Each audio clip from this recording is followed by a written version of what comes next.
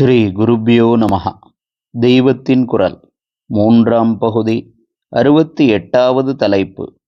சிலரது கஷ்டம் பலருக்கு பரீட்சை. தொடர்ச்சி. ஒருத்தனுடைய கஷ்டத்தில் இப்படி இன்னொருத்தனுக்கு டெஸ்ட் இருக்கிறது, அதிலே பாஸ் பண்ணினால் பிரைஸ் கிடைக்கும். சில பேர் ரொம்பவும் பரிதாபகரமாக கேட்பார் யாருமின்றி அனாதையாக சாவதிலேயே மற்றவர்களுக்கு ஒரு பரீட்சை வைக்கிறான் பகவான். இவர்கள் தன்னால் படைக்கப்பட்ட அந்த அற்புதமான ஷரீர மெஷினை அதற்குள்ள மரியாதை கொடுத்து சம்ஸ்காரம் பண்ணி தன்னிடம் சேர்க்கிறார்களா என்று பரமேஸ்வரன் பார்க்கிறான். பரீட்சைக்கு பரிசு என்னவென்றால் பரதேவதையின் கடாட்சம். அநாத பிரேத சம்ஸ்காராத் அஸ்வமேத பலம் லபேத் என்கிறபோது ஒரு அநாதை பிரேதத்துக்கு சம்ஸ்காரம் பண்ணுவிக்கிறவனுக்கு ஈஸ்வரன் ஓர் அஸ்வமேதம் பண்ணினால் எவ்வளவு புண்ணியமோ அவ்வளவு புண்ணியத்தை பிரைஸாக கொடுத்து விடுகிறார் என்று நேர் அர்த்தமானாலும், இந்த அஸ்வமேதமே அம்பாளுக்கு ஆராதனை என்று திரிஷதி சொல்லுவதால் அவளுடைய பரம கிருபையே பலனாக கிடைக்கிறது என்றும் அர்த்தமாகிறது. நமக்கு வேண்டிய பெரிய பிரைஸ் சாக்ஷாத் அம்பாளின் அனுகிரகம்தான். அஸ்வமேத புண்ணிய பலனாக தேவலோகத்துக்கோ பிரம்மலோகத்துக்கோ போய் நமக்கு ஒன்றும் ஆக வேண்டாம். அங்கெல்லாம் போனாலும் புண்ணியம் தீர்ந்த பின் ரூபாய் செலவழிகிற மாதிரி செலவழிந்த பின் பூலோகத்துக்கு திரும்பி வந்துதான் ஆக வேண்டும்.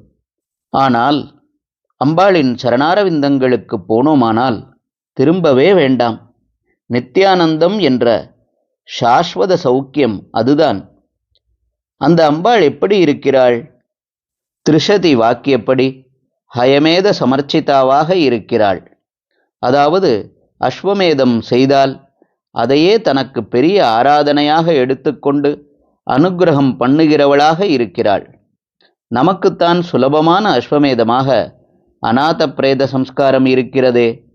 இதனால் கிடைக்கிற பலனை அம்பாளின் அனுகிரகமாக எக்ஸ்சேஞ்ச் பண்ணி கொண்டால் அது ஒரு நாளும் செலவழியாத புண்ணிய கரன்சியாக அக்ஷயமாக இருந்து கொண்டு நம்மை இந்த லோகத்துக்கு மறுபடியும் அனுப்பாமல் காப்பாற்றும். இன்னொருத்தனுக்கு செய்கிற மரண சம்ஸ்காரமே நம்மை ஜனன மரணங்களிலிருந்து விடுவிக்க கை கொடுக்கும்.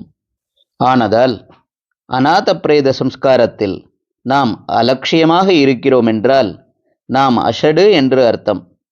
பரமாத்மா ரொம்ப சுலபமாக ஒரு பரீட்சை வைத்து அஸ்வமேத பலனை அம்பாளின் பிரீத்தியை நாம் அடைவோமா என்று பார்க்கிற போது நாம் இதை கோட்டை விட்டுவிட்டு நின்றால் அஷடு என்றுதானே அர்த்தம்.